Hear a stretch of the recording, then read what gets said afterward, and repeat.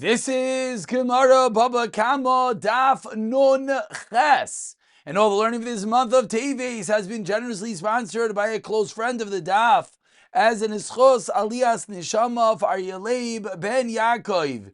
Psiyat Dishmaya, the learning of the entire Chabura day by day. Talmud Torah Keneged Kulam should bring Aryeh ben Ya'akov to a higher place in Gan Eden Shel Maila and closer to the Kisei HaKavod. And we pick it up on the bottom of Nun Zayin Amid Beis. The bottom of Nun Zayin Amid Beis says the Gemara, Nafla Ligina V'nehenis. What happens if the animal falls into the garden and it benefits? Now, why does it, or how I should say, is the animal benefiting from the garden? Very simply because it cushioned its blow. If you fall on hard ground, it's more painful than if you fall on a cushioned garden. So says the Gemara, Nafla Ligina, excuse me, I apologize, we're having, here's our highlighting back up and running. Nafla Ligina, V'nehenis, Mishalem Mashenenis. Then you have to pay for the benefit that was had by the animal. Omar Rav teaches Rav Binechbita. What are we referring to? As we just explained, that the animal gained by the cushion of the chavata, of the blow by the produce that it falls on. And that is the case, that you pay for the benefit that you got. Aval, says Rav, if the animal ate the garden, afilu mashenenis einain mishalamis. Excuse me, that's a kasha. Says the Gemara, so you're telling me only for the chavata do you have to pay? Ask the Gemara, does that mean that if it ate the produce, you do not? Where would this come from? Suggest the Gemara, let's say this is Rav that holds what? Rav. Says the Rav that if an animal gets sick from eating someone else's food, a case that we've had prior, what's the halacha? Says Rav, the owner of the food is not liable. Again, my shar goes and eats your stuff and my shar gets sick. So I come to you and I say, it ain't your stuff. You say, what do you mean? He should not have eaten it. So too in our case, says the Gemara, you don't have to pay for the produce. The owner of the animal does not have to pay for eating the stuff in the garden. And that's the reason why says the Gemara, Amri, Hachi, Ashto, what's going on over here? Is what? Is when the animal got the damage. Why? Because in that case, the owner of the peiros could say, why not? Because the owner of the peiros could say, I'm not going to pay for the fact that your animal got damaged by eating my stuff. Why? Because it should never have eaten my stuff. But however, lazuke hi achrini, but says the Gemara, our case is that the animal damaged someone else. And of course, this is the reason why the Havamina of the Gemara was quite challenging. Because says one that was, I'm sure, wondering what's the shaykhis. The cases are not comparable. In one case, the animal got damaged by the produce, so the owner of the produce of the peiros says, over here, my animal ate your stuff, so of course I should have to pay. So says the Gemara, let's change how we learn Rav's din. As we turn over to the top of Nun Chesam and Aleph, says the Gemara, Ella laimi bayi kamar. When Rav said that the animal got damaged from gained that it did not get damaged due to the peiros breaking its fall, the chavata, laimi bayi kamar. Laimi bayi achla. It's pashit where the animal ate the produce. Where my animal falls into your rishos and eats your stuff, that's pashit, the mishalem is mashenanis. That it's pashit that has to pay for that which it benefited. Avol nechvita. But when my animal falls and your bed of roses broke its fall. I would have thought that maybe in that case, the garden is merely chasing away a lion from his fellow's property, meaning he's saving the animal for damage. And I shouldn't have to pay anything at all. And therefore the animal shouldn't have to pay anything at all. Kamash Malon. So that's the chiddush of Rav, is the other way, that the owner of the animal has to pay afilu, that he's really gaining, he has to pay mashen henis. Says the Gemara, 1 second. But why? 4 lines down in the Chesam and Aleph asked the Gemara, but wait, maybe the owner of the behema should indeed be pater. Why? Because he was being saved by the other's property. Answers the Gemara, when I chase away a lion from someone else's property, I do that bidas. So if I go and I save your property, that's one case. But in our case, lav midaite. The owner of the garden didn't midas say, oh, my roses will break your fall. No, my roses happen to have been there when your animal fell in. So therefore, it's not a case of mavariach hari. Nami variach hari minechsach averai. Last sleep seda ha isleip seda. But in this case, you suffered a loss. Meaning normally, mavriach hari is that I just go out and I save your animal from a lion. But over here, I saved your animal, but I incurred a loss. And therefore, we cannot equate the two cases. And we continue, says the Gemara, Heichi nafal. How did the animal fall? So we have a machlokes as to the particulars of the case. We're 8 lines down. The first one line is nafal Rav Kahana Amar shehochlaka b'mei ragleha. It slipped on its mei raglayim, on its urine. Rav Amar shadachva chaverta, that another animal pushed this animal. So 2 ways of learning how the animal fell onto the garden. Explains the Gemara, Man Damar, according to Man Damar, Shedachva Sachaverta. According to the Man Damar, that says that the case is that it was pushed by its friend. And that's the case that what is the din? And that's the case where it's pretty hard to avoid. It's a real oine. Someone else pushed it. Certainly, if the animal slipped on its miraglayim, it's going to be the same case, because that's even a bigger deal. But man damer shokla miragleo aval dachvas chaverta pasha. It's a pshia, and therefore mishalemes masha zeka. Therefore, you're going to have to pay for the damages. Damar lei baril chavure chada. You should have led the animal one by one, and the fact that you put one animal behind the next and it pushed the other animal, therefore you are liable. So says the Gemara that in the Mishnah, let's remind ourselves, we have one case that it fell on the produce, you play Masha Nahanis. Then we had another case that it ate the produce, it pays Masha Nahanis. And then we have the case of that it pays Masha Zeka. So says the Gemara, Amar Rav Kahana. 4 lines, 6 lines from the white lines. First one line is Amar Rav Kahana lo yishanu ela ba'isa aruga.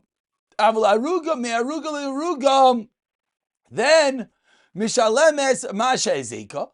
For Rav Yochanan Amar no afilu me aruga le'aruga afilu kol hayom kulo ad sheteitze v'tachzor ledas. So says the Gemara, we have a machlokes. In what case does the owner have to only pay masha ezeka? In what case does he pay masha hanis? Says Rav Kahana ba'isa aruga. When the animal got benefit from the row, from the area that it fell in, that's where you pay mashanenis. But if it starts walking around the field and damages other areas, then it has to pay for the hezeka. Whereas Rav Yochanan said, no, afilu me aruga la'aruga, afilu koliyam kula shedachsa v'teisel ladas, and we're making to play mashanenis till it goes down and comes back in. Amar Rav Papa on the last narrow line comes along Rav Papa, and Rav Papa explains, Loi tema, do not say, Ad sheteitze ladas v'tachzor ladas. Ella, you know what Rav Yochanan meant? Elakivin sheyatzis ladas, afal bi shechazra shalai ladas. Still, in that case, you're going to have to pay. You're going to be allowed to pay. Ma shenenis, even though you tried to stop the animal from going back, but it went back on its own. Shaloi ladas. You have to pay. My time even the alfi kolemu the mishtapti lahasam rata. Because you have to realize that once the animal finds this special place, it's going to always go back. Therefore, you're more obligated to watch the animal because the animal knows. As you look at Rashi, Rashi says 5 lines to the lines. The hashlo sagilei b'shmir b'chusa.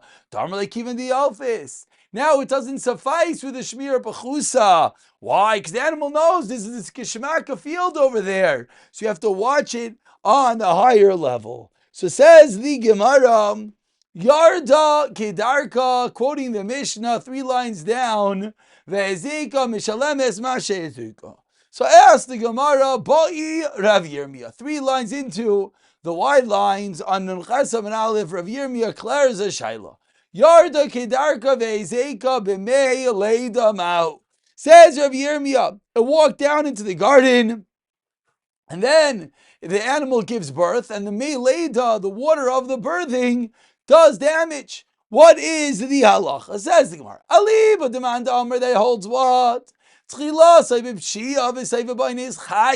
start with negligence and it ends unavoidable, you're obligated. That's not a shayluk. Over here, you started b'pshia. It's true, at the end, the animal randomly gives birth, and therefore it's an aynes, but you're still going to be chayiv. This is potter. So what do we say? Meaning, and clarifies the Gemara even further. Is potter. Do we say Lamaisa? It's a classical Tchilasai Bibshia. Then it ends in some crazy way that the animal gives birth, so you're potter. Oidoma. Or do we say Hacha Kula Bibshia? This isn't a Saifai Ba'ines. It's a Kula Bibshia. Why is this a complete negligence? The Kivan de Kachazi, the Kareva La Lemelad. The animal doesn't just give birth randomly. You know that the animal is about to give birth. You should have watched the animal better. And as we turn over to the Nechasa Bebeis, and you should be more careful with the animal. So that's the Shiloh. What happens? Again, the animal walks down on its own, but then it ends off in this crazy case that it gives birth and thereby damages via the birthing waters. Ends the Gemara. Teku on the top of Nunchas Amid base.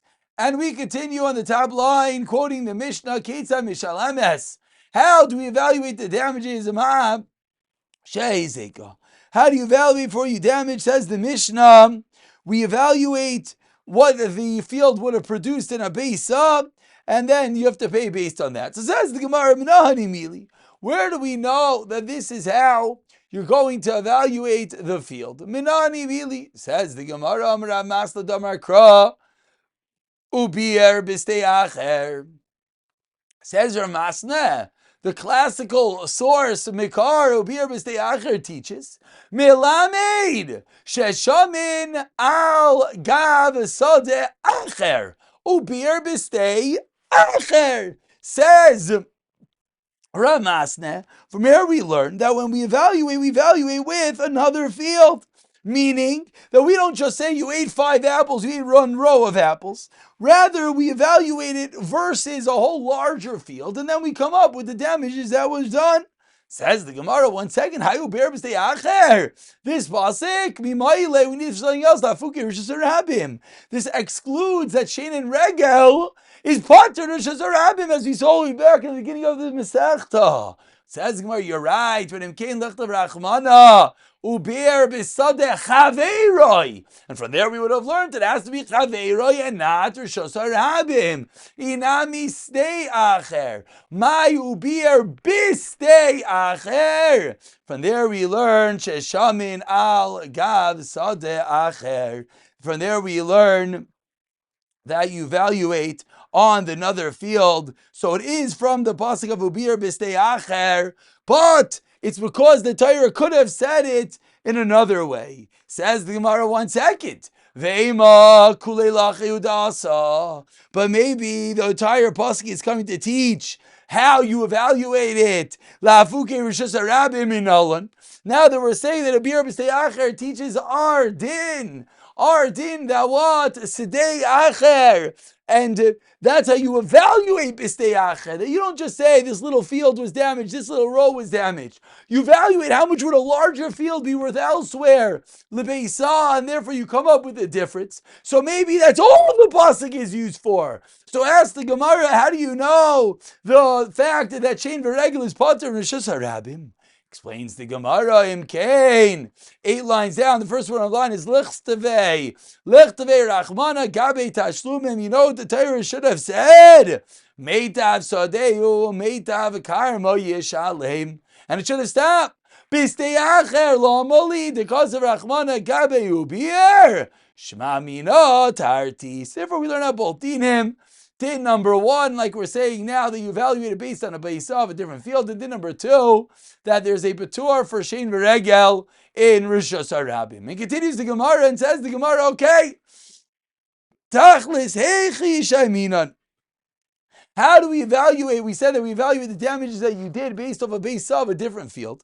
So says the Gemara, heichi shayminan. How do we evaluate the base itself? Omar Rav Yosi bar Chanina. Saw b'shishin saw. We evaluate the saw versus a larger field of 60 saw. Rav Yanei Amar Tarkev b'shisha tarkavim. A tarkev is a half a base saw, explains Rashi. We evaluate versus 60 tarkavim. And Chizki Amar, a third shita, kelach b'shisha klachim. We evaluate a stalk in relation to 60 stalks. So 3 different ways of evaluating what we're talking about in the Mishnah. Ask the Gemara in all 3 shitas meisvei. Says in the Braisa, Ochla kavoi kabayim inayim tashlumim demei tashlum demeyem. The animal eats a kav or kabayim, 1 or 2 kav of produce. We do not say pay for the value. Ella, rather, what do we say? Royin oisai, we evaluate kilu hiaruga kitana. We evaluate it if it was a small piece of land. Umisharina naisa. And then we assess what it would be worth. So says the Gemara, what does the field seemingly say? The Braisa, my lav bifnei atzma. Sounds like you evaluate it onto itself and not in relation to 60 saw, 60 tarkev, etc. Says the Gemara, lohi b'shishim, you indeed evaluate this opposite 60. Continues the Gemara, Tanu Rabbanan, quoting a Braisa about 20 lines down. First one line is b'shishim. Tanu Rabbanan ein shamin kav mipnei shamash. We do not evaluate a kav because it brings a profit. And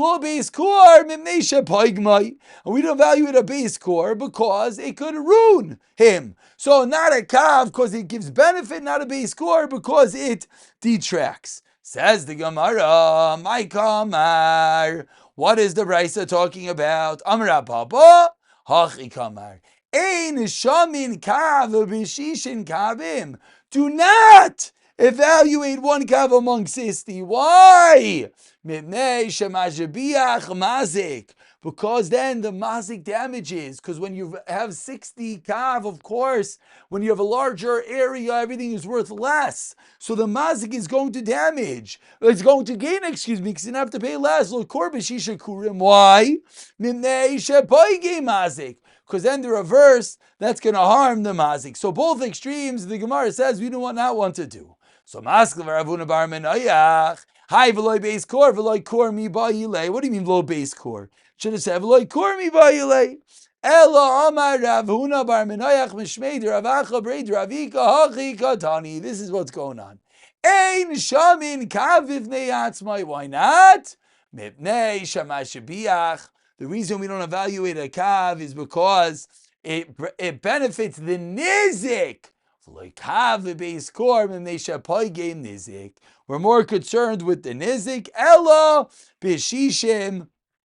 Rather, we evaluate with 60, and therefore that's going to be something more down the middle road, and we're not going to have a case where the nizik is being mashbiach, nor is being ruined. Says the Gemara, let's bring a story as we wrap up today's shiur, proving that which we just said. Hahu Gavra, about 20 lines from the bottom of Nun Chesam Beis, says the Gemara, there was a man, the cuts Kasba Bechavre. He cut down the palm tree of his friend. And of course, it's going to be how you evaluate things he came in front of. The Reish Galusa Amar Leila Didi Chazili Utalasa Te'alta. Said the Reish Galusa, for myself, the thing that was cut down, Utalasa Te'alta Bikina Havoi Kaime. And it was one of 3 palm trees that stood in one place. And Vavishava Meya Zuz, it's worth 100 zuz. Zil Havle Tlasa Tilsa. So if I have 3 and 3 are 100, then every one is 33 and a third. So Amar the Mazik says, Gavi Reish Galusa, Tedain Dina de Parsa, for the Reish Galusa who makes Persian laws, Lamali. Why do I have to pay that? So rather, Asli Kamed Rav Nachman and Amar Le, you're right. Beshishim, you evaluate the tree worth 60 trees. Amalei Rava says, Rava, Amru ben Izke Mamain, Yaimru ben Izke Gufai. If you're going to tell me that 1 for 60 is by Nizke Mamain, are you also going to say this by Nizke Gufai? No, when it comes to Nizke Gufai, there should be a different evaluation. Okay, so what do you hold by Niske Gufay? The Tani we learned in a Braisa, Mavkir Karma Shel Chavei. If you destroy the Karem, the vineyard of your friend, Samadar, that was budding, early stages. Ryan, I saw you evaluated Kama Isayafa Kaidin Lachem, Kami Yafa Lachar Mikan. How much it was worth before and how much it's worth afterwards, and you pay the difference. Vilu B'Shishim like a Tani doesn't say anything about Shishim. Says the Gemara, no Raya. Otagabi behenta nami milai Tanya. Do we now learn a brayso ki agam in a similar vein the Tanya with regard to behema? Kotma netia Rav Yisrael meher goizrei gezerish Yerushalayim Aimrim netia bashnasa. That what a year in its first a netia bas shnasa shtei kasef is worth 2 kasef. Bashtei shanim a 2-year-old is worth 4 kasef. Continues the Raisa, Achla Chaziz, if it eats new grains, or how do we evaluate this with Mashur Shabai, with what remains in the field? And how much it is worth now. And a third case continues the Raisa on the top of Natesam Raf. I apologize if you don't have the page in front of us. Achla Smadar. Rav Yishoim Eroinus Akilu Ein Anavim. I'm just the buds here, even though they're new buds. We view the grapes as if they're ready to be picked. So according to the Chachamim, how do you evaluate the grapes? Not by their own, but rather versus a larger field. Now continues the Bryce that not everyone agrees. If Shimon Yehuda, Shimon, Bamed, Varmamurim is not Shachlul Fekafan the if the animal ate grapevines or shoots of fig trees, Avlacha Pagim, my baiser, if it ate the half-ripe figs, the half-ripe grapes, or so finally we conclude Katani Mia. So says Abai, you know what the Raya is.